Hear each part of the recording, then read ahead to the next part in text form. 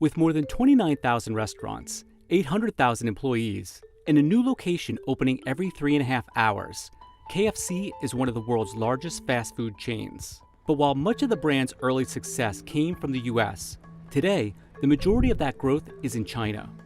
In the city of Hangzhou, about an hour outside of Shanghai, KFC China recently celebrated the opening of its 10,000th store.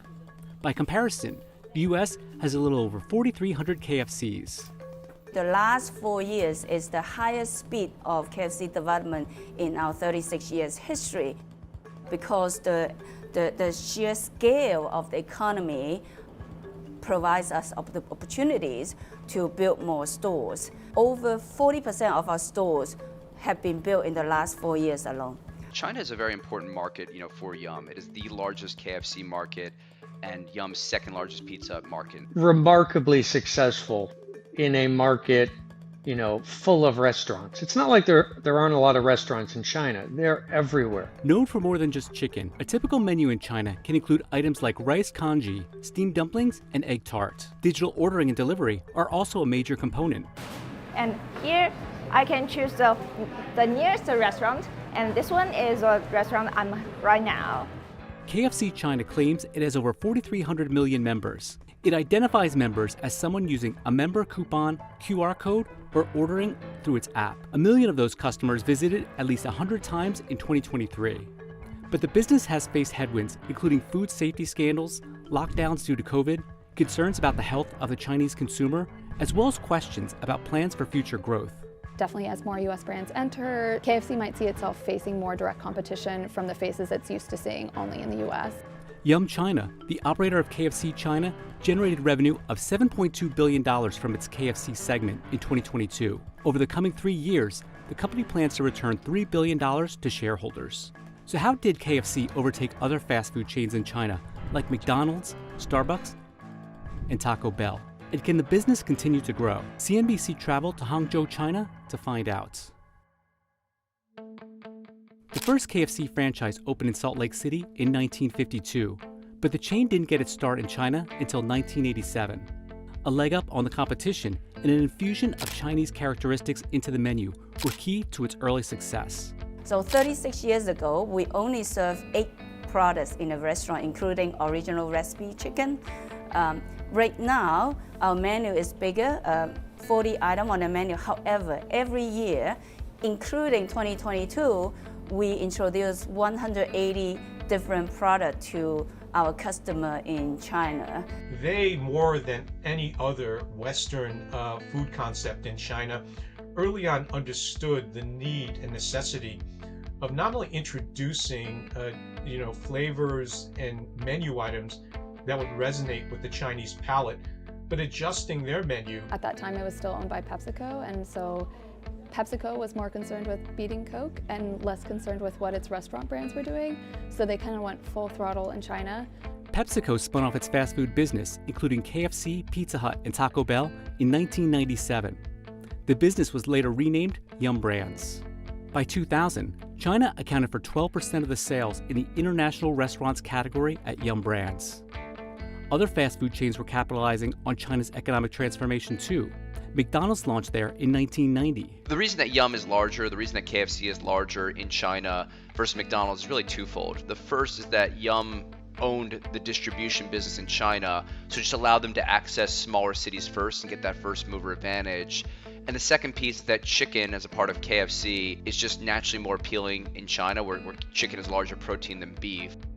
They look at Colonel Sanders, and there is a Chinese expression for them, for Colonel Sanders. They call him like old grandpa.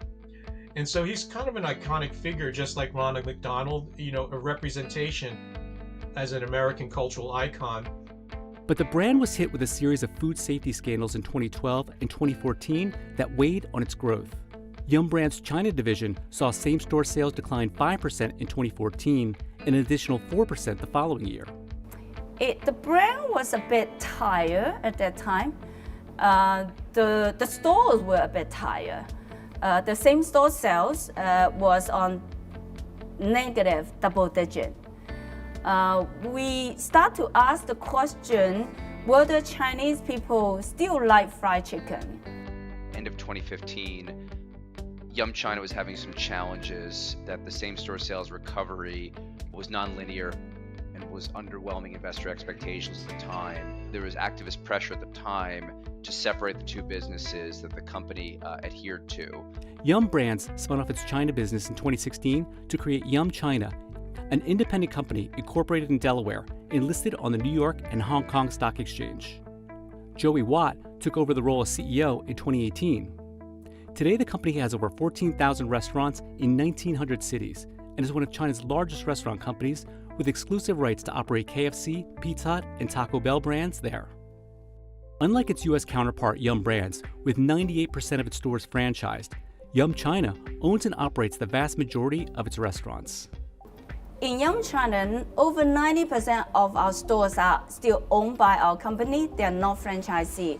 I mean, the investment payback of our store is incredible in China. That ownership model has helped to boost the company's store count. Yum China had revenue of $9.5 billion in 2022, compared with Yum Brands that had revenue of $6.8 billion that year. Yum Brands has over 55,000 restaurants in 155 countries and territories. When we run our equity store in China, we can open our store very, very fast. We don't have to negotiate with franchisee. How many do we open the store in one province, the other one? We can execute in a very, very high speed. I think usually when you see this kind of behavior, it's usually an indication that they prefer to keep most of the profits to themselves rather than sharing those profits with individual owners. And so therefore, it's kind of an indication that on a unit level basis, the China stores are not only well operated, but they're profitable. It also benefits Yum Brands. Yum China pays a license fee to Yum Brands of 3% of net sales. In the third quarter of 2023, China made up 25% of Yum Brands' KFC system sales. For comparison, the US, its home market, only accounts for 15% of its system sales every quarter. Investments in automation and AI have also helped reshape the business. The first one is delivery to home, and the second one is dining or takeaway, and the third one is order a coffee. So we'll choose this one right now. In 2023, the company said it would invest an additional $3.5 to $5 billion over the next 3 years to improve its digital capabilities, boost its store count, and bolster its supply chain. Instead of having my staff to order how many buns or how many burger or how many chicken to the store, this is done by AI already. Our staff don't have to touch it. Going forward, how could AIGC help our staff? The next step from AI to AIGC is the new technology allow the language to be spoken as a human.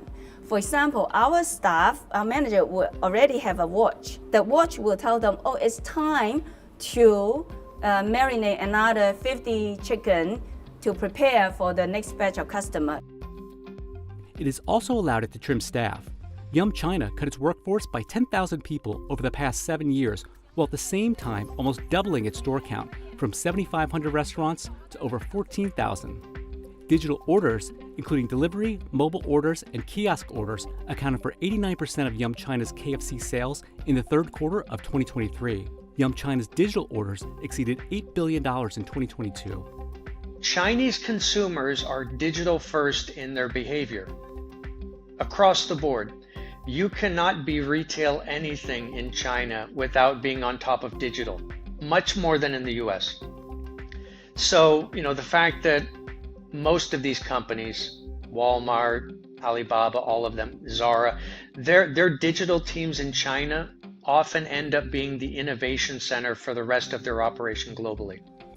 A trade war with the U.S. and rising unemployment have caused strains not only for the Chinese economy, but also for KFC. Economic growth in China is expected to slow from 5.2% in 2023 to 4.2% in 2025.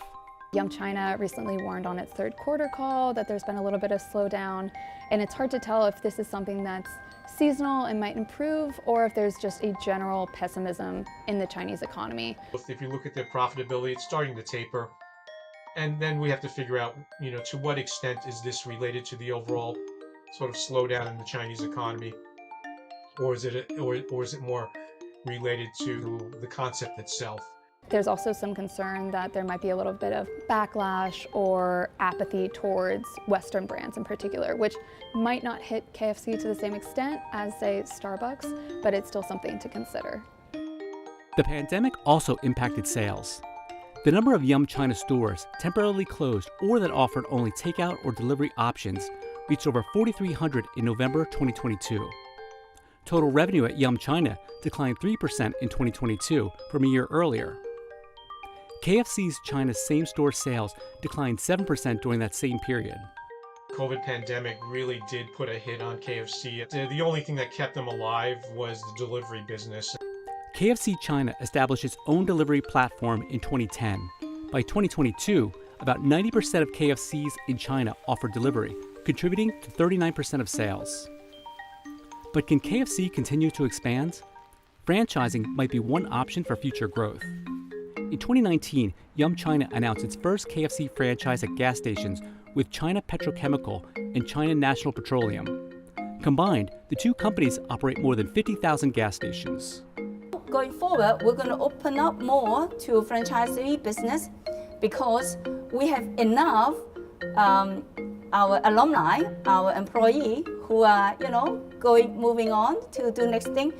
We might give them opportunity, ex-Yum China employee, to be our franchisee. And if they do foresee the opportunity to franchise, that actually potentially makes their stock more interesting. Because within those 10,000 locations, they could sell those locations off to individual families and recover a lot of capital, which would really boost their stock. Coffee is another market KFC is hoping to capture. Starbucks launched in China in 1999. Today, there are over 6,500 stores. K-Coffee, KFC's in-house coffee brand, has about 300 locations, including inside trucks, kiosks, and small formats nationwide. KFC China said it expects to sell 180 million cups of coffee in 2023. We're seeing a proliferation of coffee concepts in China, given the fact that it's high ROI with low barriers to entry, and the added benefit of the gross margin on coffee is far better than really any other product a restaurant can sell. Per capita consumption of coffee in China is about 5 cups a year versus the US, where it's closer to 400 cups annually.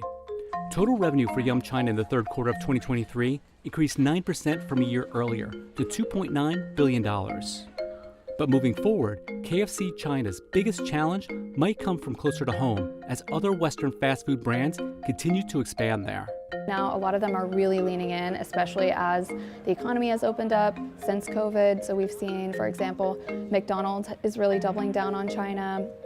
Starbucks has said, multiple times, no matter what happens to their stores in China, that they are all in on China. Popeye is obviously a close competitor of KFC in the US, so that sets up an interesting competition there in the future. Popeyes plans to open 1,700 restaurants in China over the next decade. We're only serving 1/3 of Chinese population. What happened to the other 2/3? One reason we are not serving the other 2/3 is we just don't have enough store yet to serve them. We are not even close to where do they live.